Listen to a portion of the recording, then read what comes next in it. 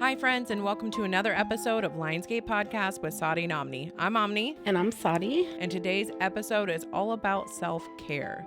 It's not just the self-care about bubble baths and binge watching. It's ancestral healing, sexual rebellion, spiritual semantics, and becoming the most authentic version of yourself. We're talking identity, transformation, the rituals that save us, and the creativity that sets us free. Present, future, past, mind, body, and spirit. Let's get into the wild, sacred, messy art of self-care.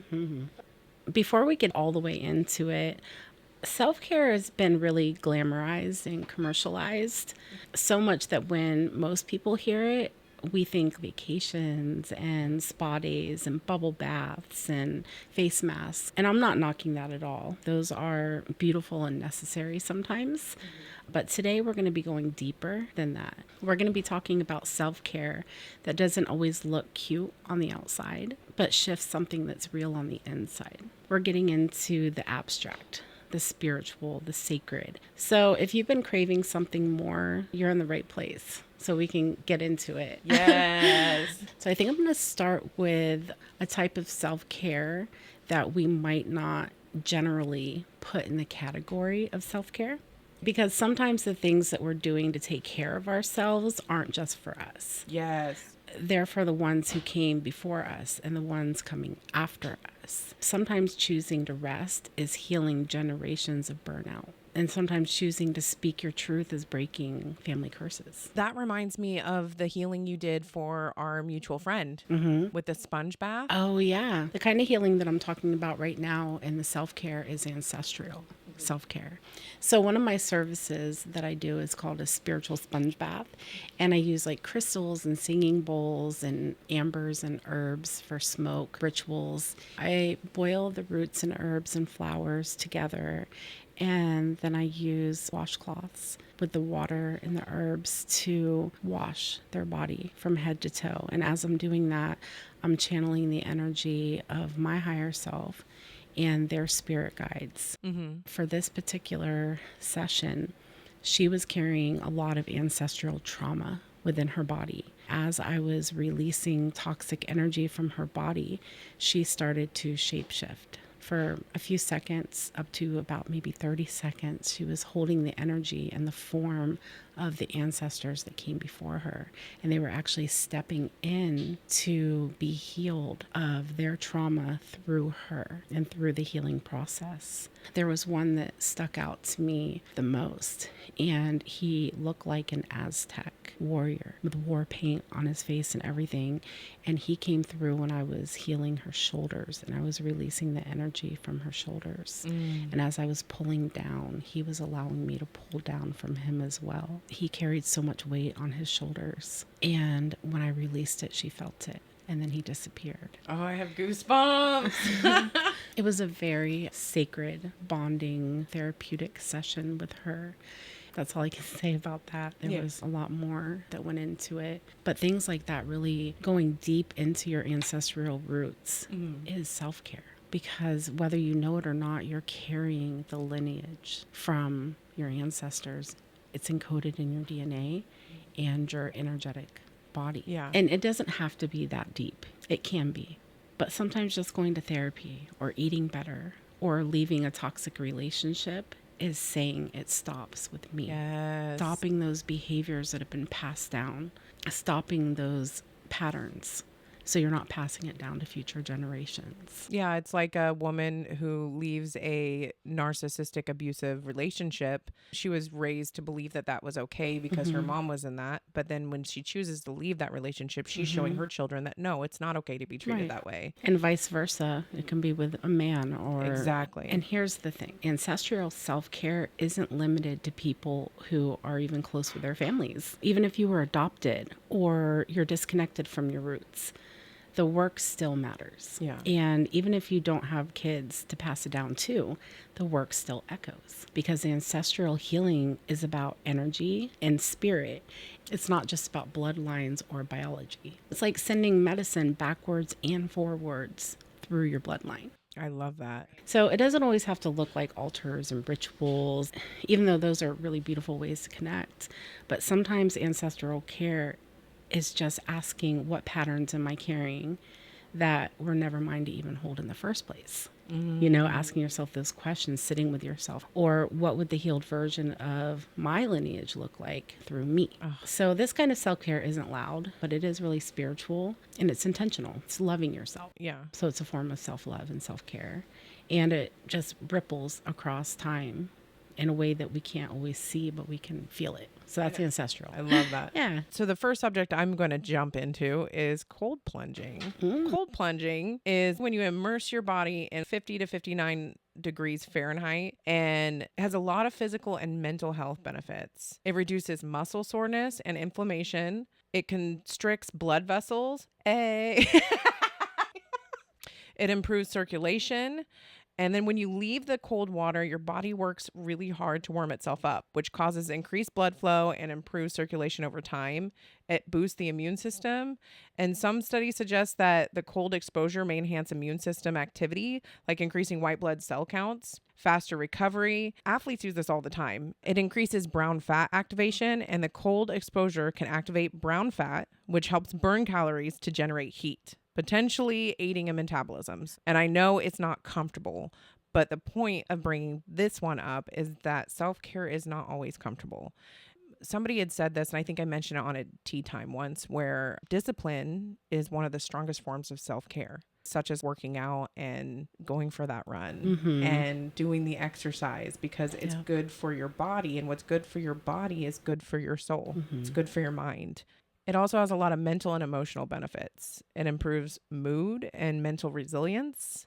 It triggers and releases endorphins and dopamine, such as we've talked about in our meditation episode. So where would you go to do something like this? Just put ice in your bathtub and do it? Yeah, you can do it that way. Some people go as far as into investing into a cold plunge tub in their backyards. You can go to somewhere local. They have them at a lot of spas. But for people like us, we live in the Pacific Northwest where you can go to a river. I actually personally went to a waterfall this last summer and it was still really cold. And I was literally talking to somebody the day before we left. I said, well, I'll probably see it, but I'm not going to get in. And the guy's like, why wouldn't you get in? Because I don't like being cold. He's like, do you know how good cold plunging is for you? And this is what first triggered me looking into it. And I was like, okay, I'm going to do it. And I did it. And it gave me so much adrenaline. How long were the effects after that? I felt great for the rest of the day, honestly. Okay. But part of that could have been because I was so proud of myself for actually doing it. I felt alive. Afterwards, I was like, I'm so glad I forced myself to do that. Right. So if you did something like this, how often would you do it? If you were doing it as a part of your self-care? A mini version of doing this is when you're taking a hot shower. At the end of it, turn your water to cold for 30 seconds. I know a couple people that's their daily practice. You can do it every day. And that is a smaller version of doing this. Yeah, I know my son takes a cold shower every day, but I never really looked into it or researched it before. So I'm like, so there's a lot of benefits to doing it. Yeah. Say I wanted to do an ice bath tonight when I got home. How long does it recommend that you start? I would start out with a couple minutes, but people that do it a lot more than that, they're in there for 10 minutes.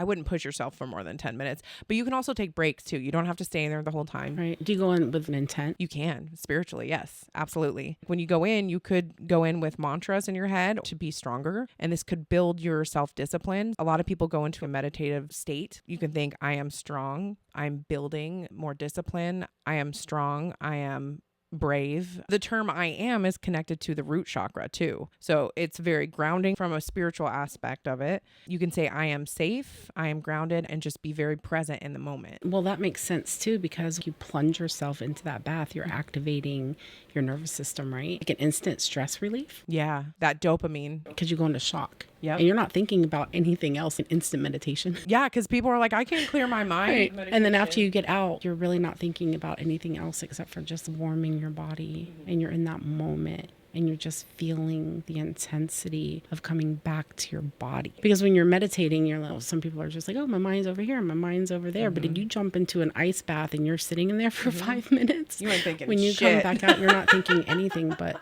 coming back to your body. Yeah. It could also be a training mechanism for you to meditate better. Okay. And to get into trances. I've never done it. I kind of want to now. It could purge stored emotions.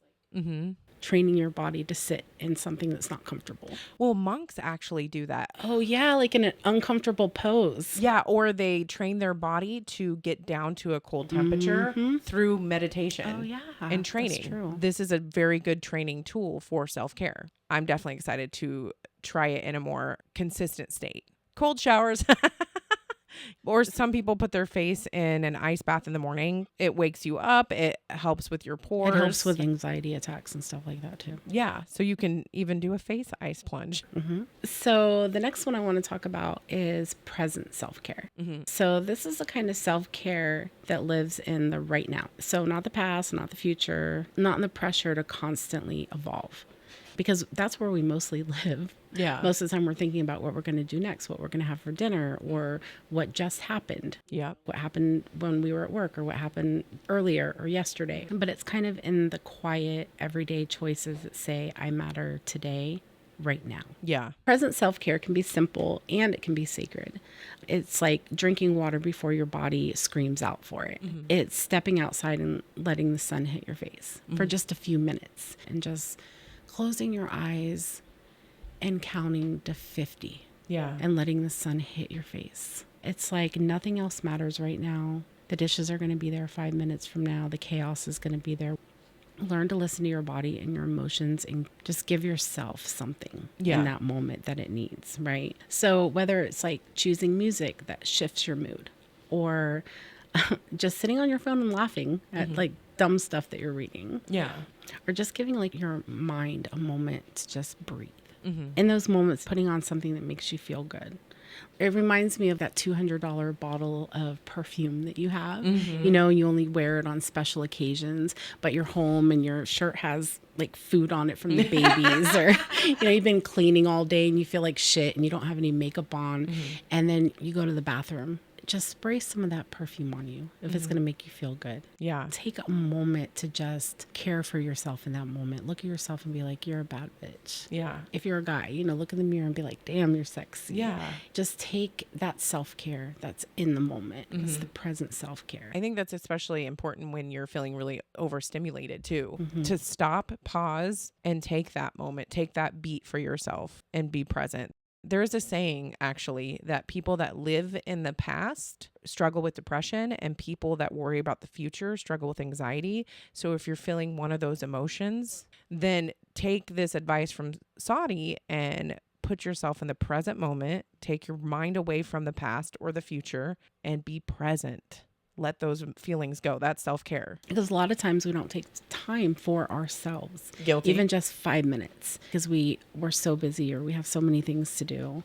Or, you know, we have a tendency to when we are not doing something, we're doing something else. Like we're on our phone or we're watching TV or we're numbing in some kind of way. But taking that time to just, I'm going to go in the room and stretch and feel my body for 10 minutes, you know, taking that time, put your hand on your chest and hold it there and take 10 big, long, deep breaths. Take your time with that breath. Go in the kitchen, turn some music on, put your headphones on and dance around the kitchen and cook a nice dinner for yourself. Don't just throw something in the microwave or whip together some dinner really quick.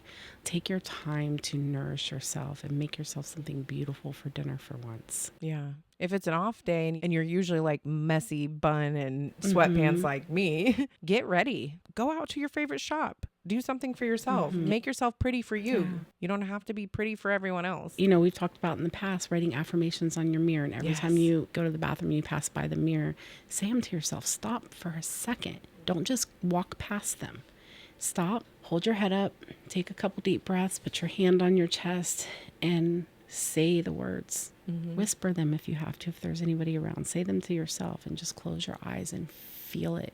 Listen to your favorite podcast. You know? Yes. You know, just remember that your mind is your own. Your mind is your most powerful weapon that you have. And you have to nurture it. If you have control of the head, you have control of the body. Yep. Self-care doesn't have a gender. It's not masculine or feminine. It's human and it belongs to you.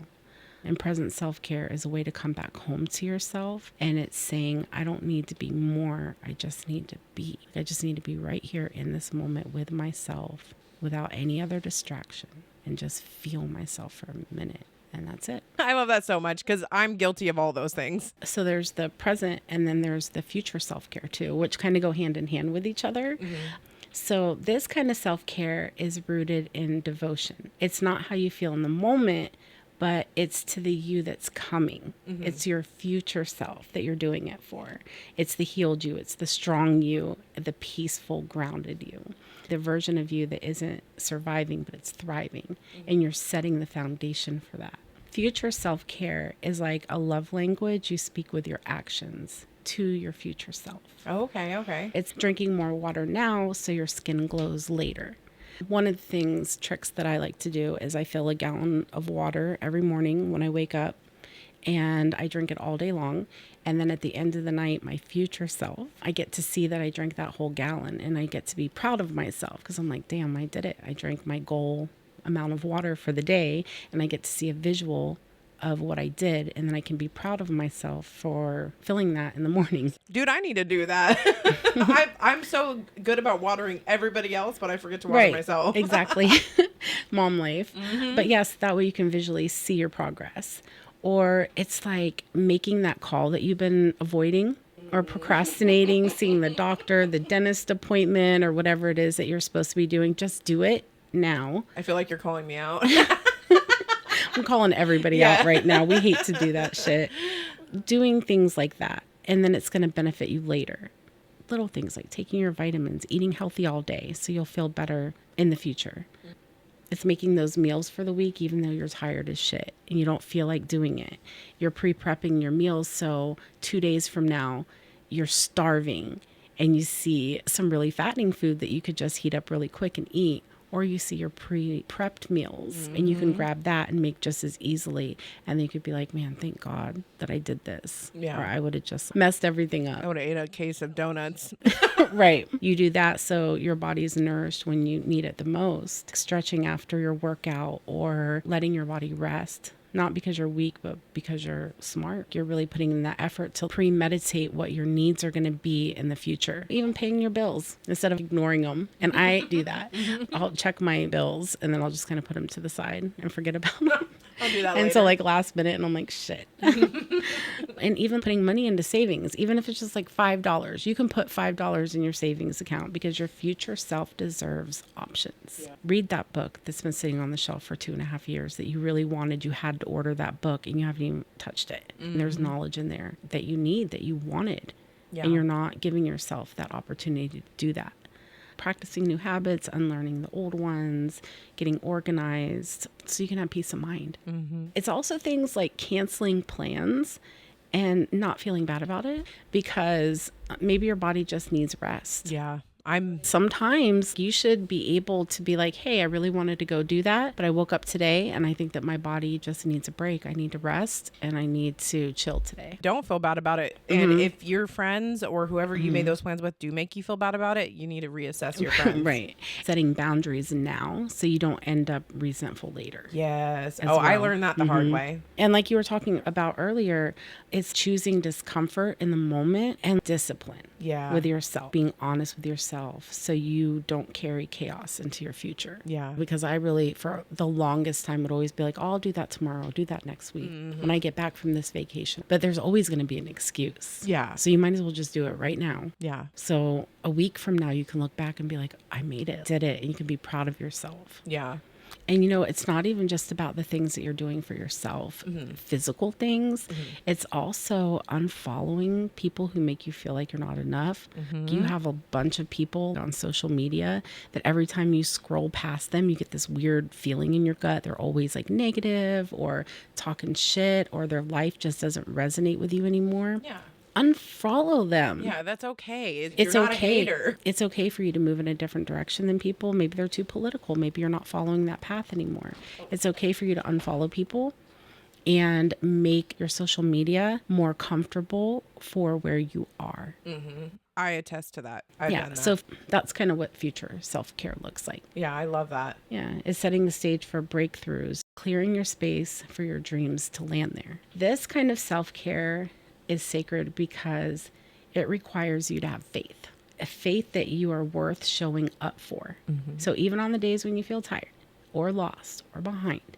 Faith that that effort adds up over time, even when no one's watching. Who are you doing it for? You're doing it for yourself. Yeah. You're not doing it to impress anybody else. You're doing it for you. Yeah. And faith that that healing is happening quietly, but it is happening. It's like this little seed you're planting inside of yourself, and you might not be able to see the results quickly, but you are going to see them eventually. Yeah. One day you're going to wake up in a life that feels better.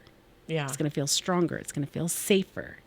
And you're going to thank the version of you who chose the hard things. It's the version of you who decided that they were worth the effort, and the version of you saying, I got you, like I got us. Yeah, I love that. There's also a thing called environmental self-care, and it's where your surroundings deeply affect your mental state.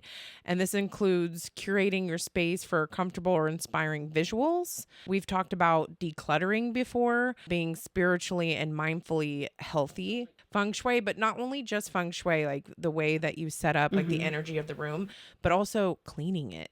Being a cleansing, healthy mental thing. You can use sound, scent, or lighting to create a soothing environment. So when when you go get a massage and they always have like that nice music in the background, the little miniature fountains going, the lights are dimmed. It's like a calming space. They create that space to be calming because you're getting a massage and you're supposed to be calm. Right. You go to a club, they're going to have lights going. They're going to have loud music, stuff to get the energy up in the room. So let's say your bedroom, for instance. My bedroom, I've created a room that's just for me, where I have the feng shui, I have the style. So when I go into that room, even the smell, that when I go in there, I feel safe. I feel zen. It's my space. And that right there is self-care. There's a thing called digital self-care where you set boundaries and intentional with tech, because we're in the era of technology and you have to set boundaries with that thing, like muting certain notifications or apps, creating a no scroll zone during a meal or right before bed. Like you were saying earlier, curating your feed to reflect values and not just vibes, like getting rid of the people that bring you down. And I know, Sahdi, you've done the thing where you've gone silent and you've shut off all your... Yeah. I try to do that a couple times a year where I just disconnect from all social media. I still have to have my music. Yeah. But that's it. Sometimes I'll go as far as not take any phone calls at all either. You did that for what? Was it 24 hours? I've done that for up to 30 days. Recently, was it 24 hours? And I was like, I want to talk to you. Yeah. And sometimes I'll do quick little 24-hour ones like that because I just need to get off my phone. I think I'll do that more unintentionally when I go on a hike, if I'm walking the beach or something. When I take a day out for self-care, a lot of times it's out in nature. A lot of times people are out in nature and they still bring their phones because they have their camera on there. I'm guilty. And so the best way to do that, if you just want to have a day where you're out in nature, you can buy cameras for cheap. That's a good little hack. Financial self-care, creating security and peace of mind through small, consistent actions, like reviewing your subscriptions, cutting one that you don't need, setting a mini joy budget to spend guilt-free, organizing bills like you were saying before, to reduce stress or surprises. Or one of my favorite forms of self-care is creative self-care for just expression. So doodling, collaging, playing with colors or textures, writing poetry, journaling, or even writing odd little stories, making something just for yourself. A necklace, or it doesn't have to be perfect. It could be something sacred for you. Like painting your nails or putting your makeup on, just doing some weird shit with your makeup. Oh, yeah. You know what I mean? Not to go anywhere or do anything, but just like play with your makeup. Yeah. Singing is a big thing for me, at least. If I'm in the car, I will always put on certain songs to belt out. I remember one of my friends a while back where they were saying it's so great that you sing yourself into a good mood, because I was in a bad mood. I put a bunch of music on. I was like, I feel better now. You sing yourself into a good mood. I'm like, you can do it too. Yeah. Nobody's Music is listening. like that. It's vibration. So you can do that. You can sing, or you can just put on a different song and it can totally switch your vibration, because that is tapping into your creative side of your brain. Yeah. If you need to release, then you can put on sad music and cry. That's self-care. It can be reading, but if you're not so much into reading as a form of self-care, because I like to curl up and read a book for me time, you can listen to books. There's Spotify. If you have a subscription through them, they have free audiobooks. Libby, which is through your local library, free audiobooks. So you don't have to sit down and read if it feels like a chore to you. It's all self-expressive. Being creative and just in any form. You know, dance is creative. Yes. Creating rituals is creative. Sitting down and just gathering your bones and your candles and gathering all of your things together to create a ritual or a spell, create a bath for yourself. Exactly. There's like a million ways to tap into that creative side. The next form of self-care I was going to talk about was sexual self-care. Hey. Because sexual self-care just isn't about pleasure. It's about liberation from silence, from shame, from centuries of conditioning that told us that our bodies and our desires and our sensuality were dirty or only for somebody else's use. I really want to go deeper into that one to really express how sex can be self-care. Because for so many of us, sex has never just been sex, right? To be honest, sometimes it's been a form of control. It's been confusion for some people. It's been shame. And that shame didn't start with us. Yeah. We carry generations of all of those negative energies around sexuality, like religious guilt and cultural suppression and gender roles and sex as obligation and sex as performance. Sex is something that was taken and not chosen. We're told to be modest and to be good and to keep it quiet and keep it hidden and don't talk about it. Some of us were even taught that pleasure is a sin in the religious construct, and that our desires are dangerous. You know, be careful what you dress like, be careful how you act, because this could happen to you or that could happen to you, and that our bodies are like literally dirty unless they're owned by somebody else, which is bullshit. Yeah. So much of that isn't even ours. Like, we weren't born with that. It was inherited through us, passed down through lineage where women weren't allowed to feel or want or say no or say yes without the consequences. And then men weren't allowed to feel soft or be held without being shamed for it, where trans and non-binary people were literally erased. They were forced to shrink themselves into boxes that they never fit in. Yeah. But we're done right now. Yeah. In this day and age, we're done carrying all that weight. And sexual self-care is how we reclaim our energy. It's how we break the contracts that we never even signed.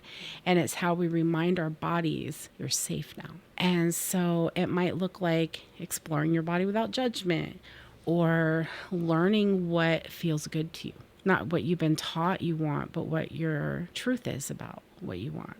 It might be looking at yourself naked. Yeah. Really, really doing that, because that's hard for a lot of people to really look at themselves completely stripped. People are told to hide your body, hide it from everybody, even yourself. It might be learning how to have sex with someone and still keeping your soul intact. You know what I mean? Yeah. Some people are in their 40s and 50s and still don't know how to do that. Yeah. Or learning how to have sex with yourself without needing a reason, just because. Or being comfortable enough having sex with somebody else and coming to climax. Oh my God, yes. Yeah. Feeling safe enough. Yes. Or it might even be just not having sex at all. Yeah. Being celibate while you heal, or full expression while you heal.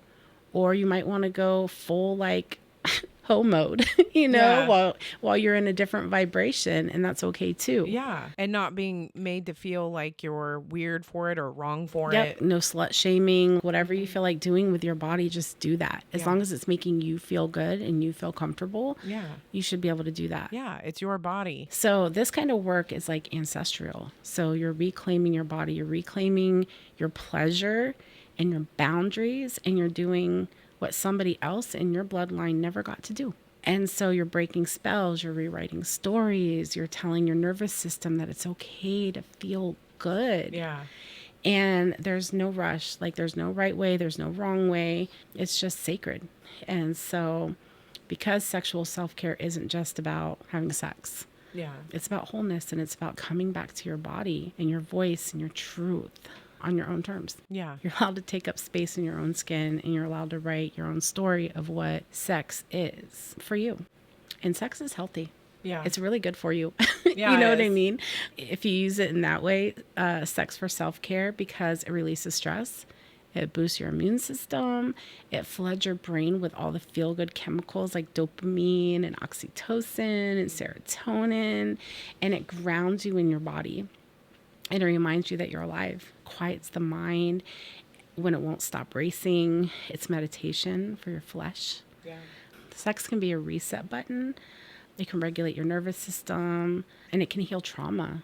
It really can, if used in the right way with intention and safety and presence. Yeah.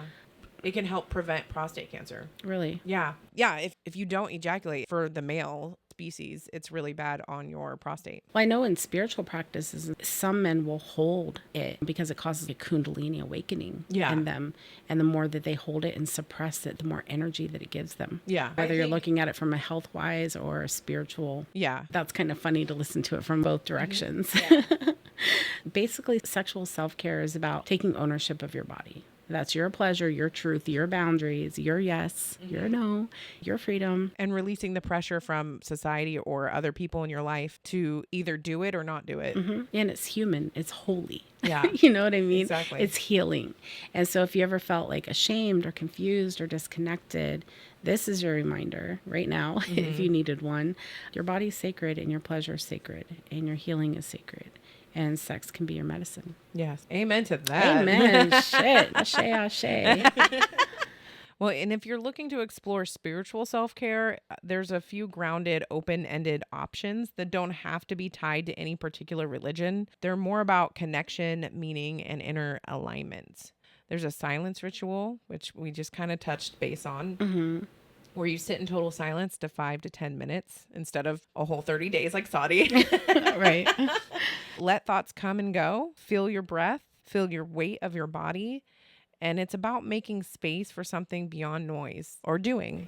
So when you're doing this, do you have anything on? Do you have music on or anything? You're just in complete silence? Yeah. It's a silence ritual. So maybe some noise canceling headphones even? Oh, yeah, that would be a good idea. Or in a bath? Ooh. With your head under the water? I never even thought about that. I do that. When I go swimming in a lake, I literally float and have my ears underwater because it's calming. I never thought about that. Yeah, I love spiritual self-care. Oh, yes! I'm excited about this one too, you guys, because most people, when they think spiritual self-care, they're like churches and incense and smoke. Yeah. But it's not about religion. No. No, it's like you are the temple. Right? Exactly. Intention setting. You can light a candle and hold an object or stand still. Say out loud or silently, today I want to move with kindness or curiosity or courage. Set your own intention. It's not a goal setting per se. It's anchoring your spirit in a way of being. Something small you can do each day or just one day when you're feeling it. Yeah. For me, I'm such a spiritual person anyway. I really feel like I embody that kind of thing every single day. Yeah. Spiritual self-care is one of the most, if not the most important forms of self-care that I do for myself. Meditation in the morning. Every morning when I wake up, it's a ritual for me to get out of bed and use the bathroom and then immediately stretch, feel my body and give gratitude instantly. The second my feet hit the floor, take a couple deep breaths and remember my dreams. Yes. Whether it's in prayer, on my knees or in my car or in meditation, throughout the day, I weave those spiritual practices into my daily life. And then you don't have to make it a big thing. Yeah. Things that you're talking about, like sitting cross-legged with crystals or a candle, or it's when you're on your lunch break for 2 minutes of stillness. Like I told you, if you're outside, close your eyes and just say to the sun, if it's out, like, I'm receiving your codes. I'm unlocking my dormant DNA. I'm open to receive messages from spirit, even if it's 2 minutes. And that's what I constantly embody that. Yeah. Once you get in the habit of doing it, it's not a chore. It just starts to flow and weave its way energetically in and out of your life. You'll just do it instinctively. And then you can reflect on it and see how much of a change it puts into your life. And like you were talking about before, just sitting in silence long enough to actually hear yourself, because that's the point of that silence. Because even when we're listening to music, we're doing other things. That's why the sensory deprivation tanks work. Yep. Because it forces you into a meditation and you can't hear, you can't see, you can't feel your body. And so you're forced to only go inwards to yourself, and for a short period of time if you're not used to it. Yeah. So if you're not used to it, maybe a sensory deprivation tank would be a good start, kind of jumpstart you on that journey. Because I will say I'm somebody that's always been scared to be silent. We've been to a sensory deprivation tank, me and Sadi together, and I sat with the silence, learning to sleep without the TV on and being okay with it. But like you were talking about lighting that candle, anytime you light a candle, I just instinctively, and I would suggest this to anybody listening, just say thank you as you light that candle. Say thank you to your guides, your ancestors, the universe, even if you can't find the words. When you're trying to light that candle and you don't have any words to say, you don't know what to say. You just know that you're trying this new thing. Just say thank you. That's all that's needed. Gratitude in your heart. Yeah. There's elemental connection where you pick one element, so earth, water, fire, air, and interact with it. Touch the soil, which is grounding. Wash your hands slowly with intention. We all wash our hands, hopefully. Or just take your shoes off, go outside. Exactly. And just take your shoes off, stand barefoot in the grass, and just remember that you belong there. You're a part of that. Even if it's for a few minutes. We just talked about watching a flame or stand in the wind, which our previous tea time was about cord cutting, letting go of those energetic cords. That's a form of self-care. Yeah, standing in the wind and just asking the wind to take everything that doesn't serve you anymore and letting it blow off like you're a tree, and blowing anything off of you that doesn't serve you anymore, like leaves off of a tree that are ready to come off anyway. You know, wind energy is beautiful. Even asking yourself, what is this element teaching me today? Self-reflection is such a strong form of self-care. You can create a small sacred space with meaningful items. I have an altar that's dedicated to me. We go over that in one of our episodes about... an altar to yourself. Yes. Because you should bow down to yourself. Exactly. You should give thanks and honor to yourself. Put flowers or little things that hold meaning to you on them. Write yourself a love letter and put it on there, an image or a cup of tea. Sit near it for a few minutes a day, letting it remind you of your values, your essence, your path. Dancing is one of the best forms of spiritual connection to yourself. Yeah. When you're not dancing for anybody else, you're dancing for yourself. You're dancing for Mother Earth. You're dancing for the universe. You're dancing for yourself. Yeah. Really tapping into your own energy. Dancing till you cry. Yeah. Dancing till you're exhausted. Yeah. Dancing until you collapse. And really letting all that energy move through your body, through the music.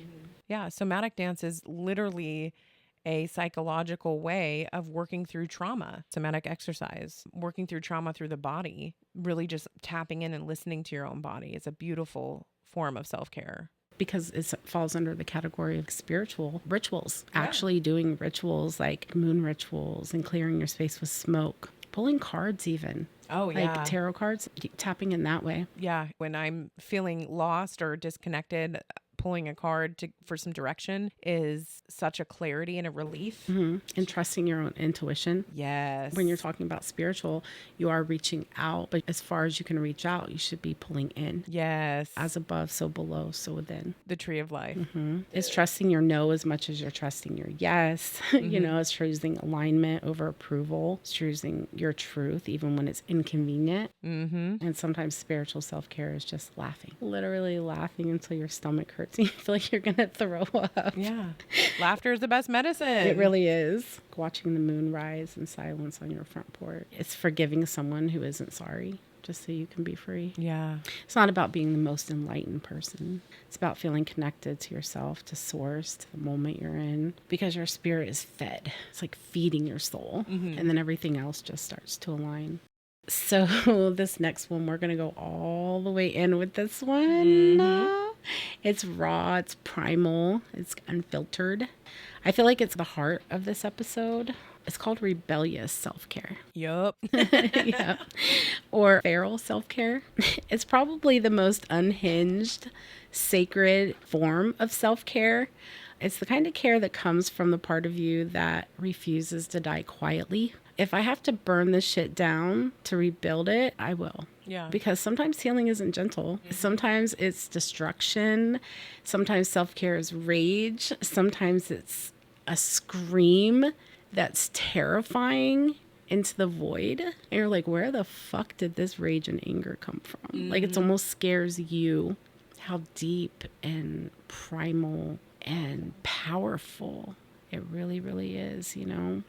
Sometimes it's like crying in the shower and letting those tears hit the tile like holy water. Ooh, yeah. And sometimes it's punching the wall or taking a drive and telling everybody in the house, fuck you. And just getting in your car. You have no idea where you're going, but you know that you can't stay there anymore. And I don't care if you have dinner. I don't care if you eat. I don't care. I don't care. And you just leave. Aggressively choosing yourself. Leaving when everybody else needs you to sit down or stay. And you're just like, I can't be here anymore. It's cutting everybody off who drains you and not even explaining why. I don't owe anybody an explanation. I'm done. And letting that rage come out of you because we've suppressed it and suppressed it and suppressed it for so long. And we just buried it and buried it. And it didn't go anywhere. It just got bigger and hotter. And when you finally explode, that's what I'm talking about. Yeah. It's deleting the texts. It's blocking the phone numbers. It's putting all your ancestors that you have on their shrines. You bring coffee every morning. You give them tea. And, you're trying to heal all this ancestor pain. It's like lining all of them up and being like, why did you let me inherit this pain? Why'd you fucking do this to me? I can't take this shit. Calling them out. Call them out. And just be like, fuck you, fuck you, fuck you, fuck you, and fuck you. You're cool. I'm out. Right. Like, how dare you put this on me? Ganesh. He'd be the one I'd say, you're cool. Yeah. Ganesh would be fine. Yeah. But you know what I'm saying? Raging out and unapologetically doing so. It's that Kali energy, you know what I mean? literally was It's gonna just say like, that. like I'm gonna wear your skulls as necklaces Yeah. because I'm not doing this anymore. It's choosing chaos for the sake of your own clarity. Wiping the slate clean. Right. to And build it's like, something better. I'm not going to work because my mental health can't take one more fake smile. Yep. You are literally at the end of your rope, blasting music that makes you feel like you could literally probably kill somebody. You know what I mean? Death metal. Death metal. Eminem. Right? Turning your room into this temple of madness with candles lit and mirrors covered and floor covered in like, I don't know, is that blood or red candle wax? I don't know. Herbs and ash everywhere. It's putting your hand over your womb and free bleeding on the floor. It's primal. It's holding broken, shaking bones on the floor like it's art. It's like having your eyes swollen and mascara streaming down your face and still being beautiful. It's being a man and crying and feeling sacred in doing so. That moment when you look at yourself in the mirror after everything you just went through and taking a deep breath and being like, I'm still here and I'm not going anywhere. It's reclaiming your body, that independence that you get after that. Yeah. It's like, I'm going to wear this tank top and I don't care if you think I'm fat. Yeah. Like, I don't care if you see my stretch marks. I'm going to wear it anyway. Embracing your softness and saying, well, if my healing makes you uncomfortable, good. I'm not doing it for you. I don't care what you think anymore. You just get to that point where the self-care part comes into it because you have to burn away all of those things that kept you small, that kept you in fear, that kept you timid. And you have to get to that point. I don't fucking care anymore. It's not ripping yourself into pieces so people don't choke on you. Let them fuckers choke. It's like saying I love you to yourself with your voice shaking. Yep. Laying on the floor in the dark and letting the pain just like roll through your whole body like thunder. It's just screaming into the pillow so your soul doesn't implode. It's marking your territory on this earth. Yeah, it's sacred. It's divine. It's your permission to come undone. Yeah. And spirit wants you to do that. And sometimes spirit puts you under that pressure. I'm going to keep pushing you and pushing you and pushing you until you break because you can't keep living like that. Just, I'm going to push you a little bit more because you're almost there. You're almost there. You're about to break. One more thing happens and you're going to pop. You're going to explode. And that's what we want you to do. Because when you come undone, that's when you're going to fragment. That's when you're going to break. That's when all hell is going to break loose. And then you're going to have to pick up all those broken pieces. And you're going to have to put yourself back together the way you're supposed to be. Into a temple. Into a fucking temple. Hell yeah. I love that. It's not painting your nails black and getting a tattoo on a Tuesday. You know it could be. I mean, it could be. Hell yeah, it could be. But it's choosing yourself over approval and your truth over silence and your freedom over fitting in. Because some days are sunlight on your face on your 5-minute lunch break. And some days look like breaking every single rule that try to keep you small and in your place and nice. It's like a revolution. It happens inside of you. And if you want to go really deep into it, you can also call in the gods and goddesses to help you with this kind of work. Yep. As teachers, as guides, as deities that are associated with destruction and transformation and chaos. So you don't have to navigate the darkness all on your own. There's Kali, Sekhmet, Shiva, Hecate, Lilith, Medusa, Loki. There's a plethora of different deities that you could reach out to. Yeah, you just need the willingness to speak and to ask and to listen and invite these energies in, if that's your thing. Yeah, and whatever resonates with you. Yeah, so collaborate with these divine beings because your soul remembers how. All you have to do is trust your intuition, because these archetypes, they live within you. And when you call on them, you're activating something ancient and you awaken DNA that's been sleeping inside of you. Mm-hmm.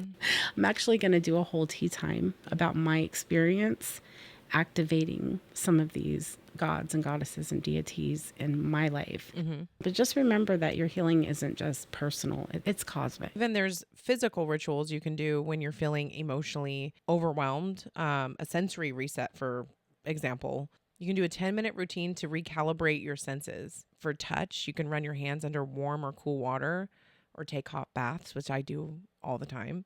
Smell. Smell is psychologically linked to memory. So you can sniff a citrus fruit or a non-perfume scent, coffee grounds, if you're wanting to just jolt yourself out of feeling emotionally overwhelmed. Sight, you can watch a short, satisfying video, which you kind of touched on that, like scrolling, taking just a minute out of your day when you're feeling overwhelmed to sit down and scroll. Sound, you can listen to your favorite instrument or calming music, or even taste. Slowly eat a small snack. Focus on the texture and the flavor. So this isn't binge eating. Or another thing you can do is called object sorting ritual. Calm your mind through light activity. So pick a small group of objects, pens, jewelries, buttons, or cards, and sort them by size, color, or type. This helps you jolt out of that spiral that you're in and reconnect you with something small. And I actually did this as a child without even knowing what I was doing. When I felt overstimulated or emotionally overwhelmed, I had Uno cards. And I actually have a video of it where I would sort them by color, and then I would sort them by numbers, and I wouldn't even realize that I was just naturally doing something to help unplug me from feeling overstimulated. This is what artists do when they draw or paint. You get in the zone. That's the only time with my ADHD that I can unplug and not have racing thoughts, is when I'm doing art. So a lot of people feel very overwhelmed or stressed out at the end of the day when they're having insomnia and whatnot. I've been there. You can do a tactile wind down ritual. It grounds the body. You put on soft clothes or a heavy blanket. There's those weighted blankets that help people. Use fabric that you love. There's a visual cleansing ritual. It uses organization as a calming tool. So choose one small space, either a drawer or a shelf or a table, and remove everything, wipe it down, and put items back, and then tweak the layout. We talked about cleaning or doing a feng shui of a whole room. This is when you're feeling overwhelmed or depressed, and this is picking one small thing to change. If you don't have much time or you just don't have the energy. And I know a lot of new moms out there struggle with this, where they're just like, I'm so overwhelmed. My house is a mess. Take 5 minutes out. Go to your room, pick your dresser, and just reorganize that small space. Take 10 minutes out to reorganize it, and it's going to help you. It's going to help you mentally. It's going to help you physically. It's going to lift your vibration, and it's light exposure so you don't feel pressure. So we talked about cold plunges in the beginning of this episode. So something small you can do. You could use temperature to reset your body. So you can hold an ice cube in one hand for 10 seconds, and then follow it with warm water or warm compression like a heating pad. And then repeat it twice, focusing on the contrast. So this is just to throw you out of if you're spiraling in the moment and you're feeling very overstimulated. Just a few things to mention so that you don't feel like self-care has to be this big, huge ritual every day. I mean, that's amazing. But if you're overwhelmed already, then maybe having a few small things in your back pocket to help you in the moment to build on to getting yourself to that place where you can do the bigger things. Because life is a stepping stone at the end of the day. So I wanted to talk about this one really quick. To be honest, a lot of people feel really alone right now in this world. I feel like ever since COVID, maybe even before that, a lot of people started to feel like not just physically, but emotionally and spiritually and energetically disconnected from a lot of people, as a collective sense of no one really gets it. And when you've been let down or betrayed or misunderstood or ignored, it's really easy to say, I'll just do it by myself. And that hyper independence, that's a trauma response. So it's what we build up inside of ourselves when we've had to be on our own for too long, and we've had to be our own sanctuary for too long. Survival mode. Yeah. Underneath all of that toughness is really a longing that everybody feels to be seen and held and chosen in our mess, not just our strength. The one that I'm talking about now is community care. It's an antidote to that invisible ache that a lot of people carry, but nobody knows that they're carrying that. It's invisible. It's giving yourself that outlet so you don't have to go through this life alone or feeling like you're alone and you're not understood. And community care doesn't always come with hugs and heart to hearts. Sometimes it's a friend just sending you memes all day because they know that you're spiraling. And sometimes it's someone checking in even when you haven't been responding. So if you're isolated, start small, because some people just don't even know how to reach out. Like, where do I start? You become so isolated for so long. You're like, well, I don't have any friends. I don't even know how to reach out to anybody. I'm not involved in any communities. This is my life now. In those situations, just take it one thing at a time. Yeah. Like Omni, you were talking about joining social groups. Yeah. Online. So there's no pressure to have to be social. You just can feel included. Or just making a post. Don't be afraid to just make a post. Maybe nobody will like it. Maybe one person will. And then you can start that banter back and forth with that one person that resonates with you being the authentic version of yourself. Yeah. And putting yourself out there and see who resonates with it. Like even bonding with a coworker. It's joining groups with people in it that resonate with the things you're already interested in. Right. Find your tribe. Even if you have a partner, your partner can't fulfill all of your needs. They can be your best friend and you can love them, but you still need to have a social circle of some kind, because that puts a lot of pressure on that one single person to fulfill everything that you need. Yeah. It's also good to have a best friend or a couple close friends that you can bounce different energy off of. A lot of times too, I've heard people say, well, I had to cut this person off and these family members off because I'm healing them in this process, and cut off everybody that wasn't serving my higher purpose. And now I'm alone in this room with a candle, by myself. Just know there's another person out there alone in the room with a candle that you can connect with, but you got to put yourself out there. Yeah, you got to kind of put yourself out there. With me and Omni, we started sending voice clips to each other. Omni, you broke me out of this because I did not like the sound of my voice, and I felt very uncomfortable with sending voice clips. And we're also in a chat called The Tribe. So we have a friend in Australia. And I really like it because we don't have to necessarily get back to each other right away. So it can be a day or two before we get the time to actually catch up in Tribe and listen to it. So it takes the pressure off because we have busy lives and we're in different time zones. And so if you could just find a little friend group, do something like that. And then I have a friend of mine named Bridget. She just had a baby. So her life just dramatically changed. And so we have each other and we send voice clips back and forth to each other. And it's really cool because we have more of a relationship now. We've known each other for over 10 years. But now that we've connected on that level, I can send her a voice clip in the morning. She might not get to it until the afternoon or the next day. Just hearing myself talk about something that's going on in my life and knowing that she's going to be on the receiving end of that later, or vice versa. You know, something's going on with her and she's like, oh, I just want to vent, or something's going on her, and just having each other to be there for each other. It's so bonding. And it's so neutral at the same time because there's no pressure. There's no rush. It's like she's not calling me. She's not texting me. She's sending a voice clip. Yeah. And then I get to think about what I'm going to say back, and I can get back to her. Sometimes it's funny. Sometimes I'm crying. Sometimes she's crying. Sometimes we're just dying laughing. So to be able to have that with another person, I can't even put words to it. It's just incredible to have that. To have that kind of support. Yeah. Me and my other friend call it ramble clips because I literally ramble forever. Right.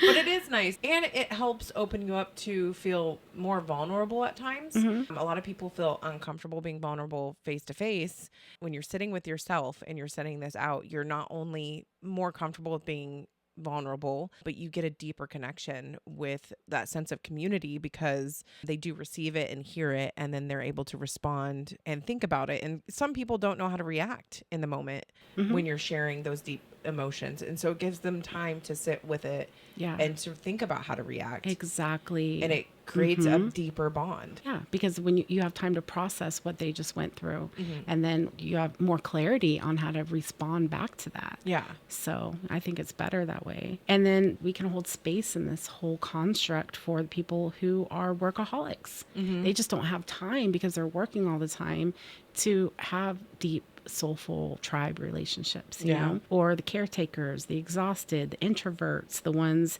who are holding the whole house together and they're barely even holding themselves together. Yeah. Single parents. Or even parents in general. They're busy. Yeah. Community care doesn't have to be super loud or social. Not like you have to be going out all the time and doing these things with your friends. You can be, but it just has to be real and there has to be a deep connection. So let's take, for instance, the ones who are taking care of kids or they're caregivers or they're basically taking care of everybody else except for themselves. They're go, go, go, go, go all the time. Guilty. Right? We can talk about them. Here's the truth.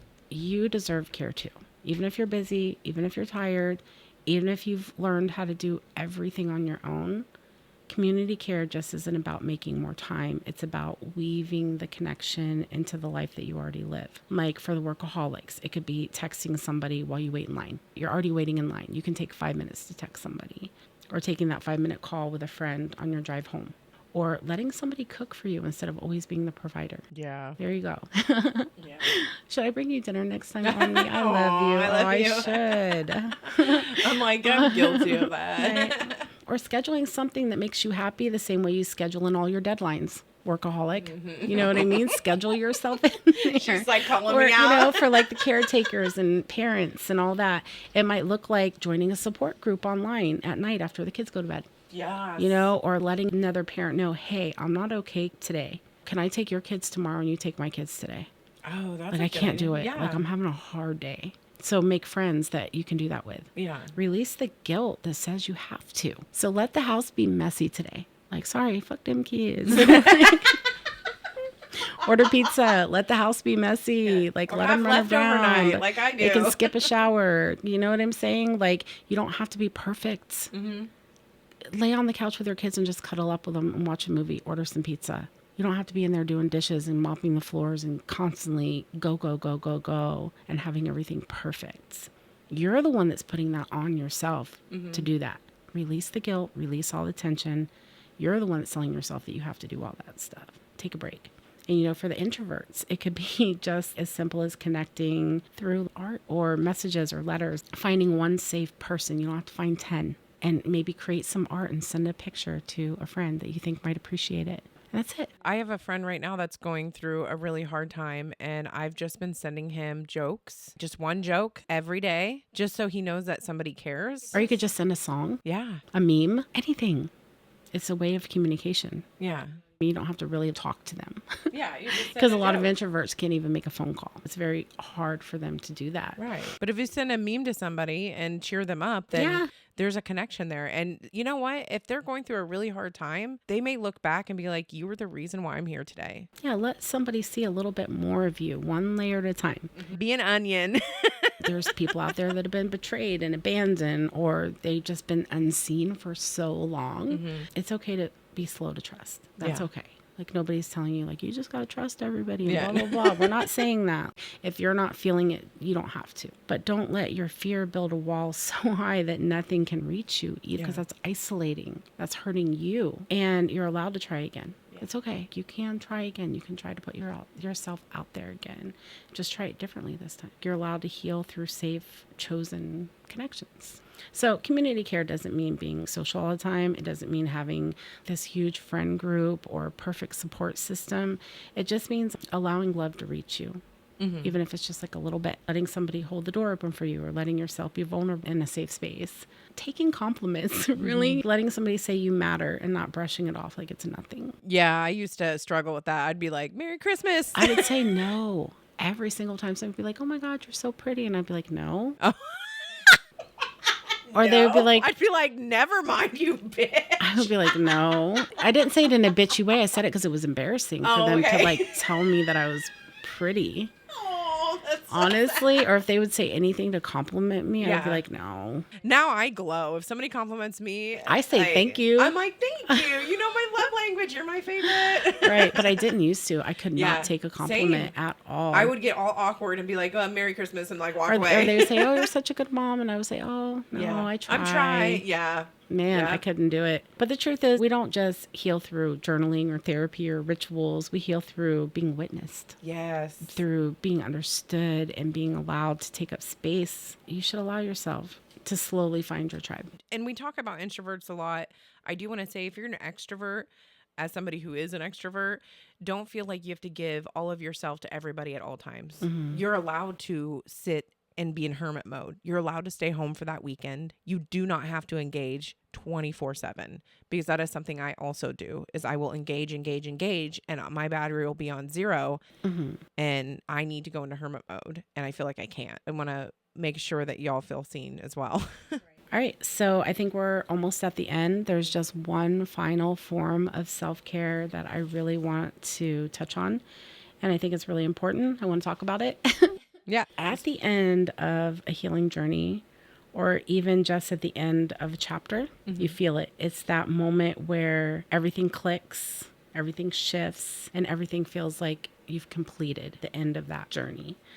After all of the shadow work and the rituals and the sacred rage and the tears, and after every version of self-care that we've talked about today on this journey, it all comes down to this last final one.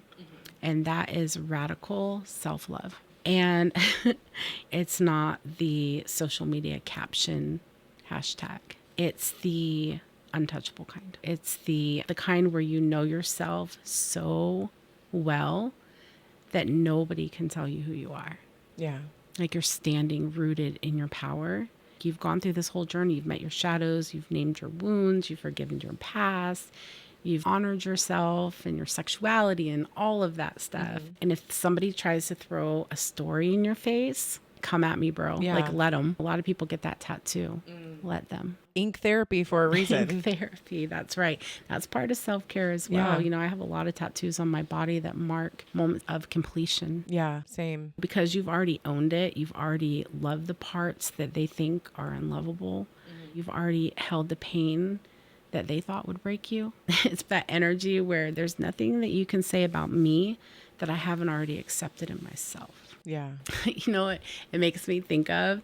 And if you want a perfect visual for what that looks like, have you ever seen 8 Mile with Eminem? Yep. You know that final battle scene where Eminem stops hiding, and instead of trying to cover up his pain and his past and what could be used against him, he puts it all out there. He talks about, I did live in a trailer with my mom, like being broke and choking in a past battle and all the things the opponent was going to use against him. Yeah. And when he did that, he leaves the other guy with literally nothing to say. Yeah, no ammo. He took his power. Yeah, no power left to take, no weapon.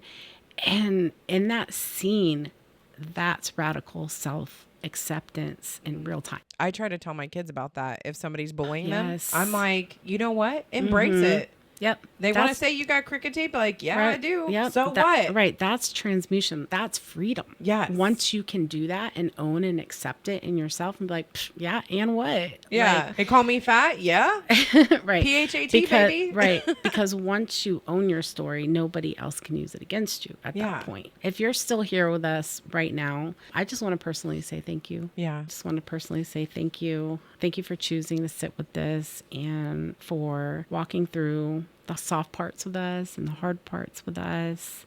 Thank you for feeling all of this with us. Yeah. This wasn't just an episode. I feel like it was a portal. And the fact that you made it here listening all the way through and breathing with us and reflecting and healing and expanding, that's sacred. We see you and we support you, and we want you to know that you're not walking alone either. We're right here with you. And this podcast exists because of you. And because you keep showing up and because you keep choosing yourself, even on the days when it feels impossible. and because you remind us that community and radical self-care are alive and needed for us too. From the bottom of our hearts, thank you for being here with us, and thank you for trusting us with your time and your energy and your heart. And we love you and we honor you, and we're so glad that you made it. So until the next time, you guys take care of yourself like you are the most sacred thing in the room, because you are. And as always, remember to keep your minds open. Namaste.